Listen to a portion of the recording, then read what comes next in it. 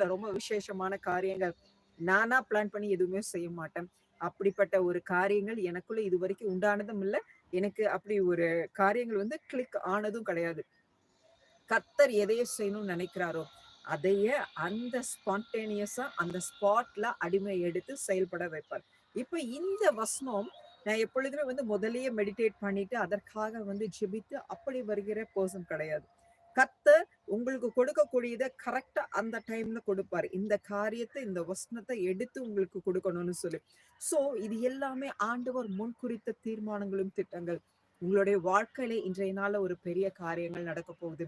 இன்றைய நாளிலிருந்து உங்களுடைய அந்த பிரச்சனைகள், போராட்டங்கள் பனி போல உருகி கரைந்து அது இருந்த இடம் தெரியாமல் மறையப் போகிற காலங்கள். உங்களுடைய வாழ்க்கையில ஒரு அதிசயம், ஒரு அற்புதம், உங்களுடைய வாழ்க்கையில ஒரு டர்னிங் பாயிண்ட் ஒன்று உண்டாகிற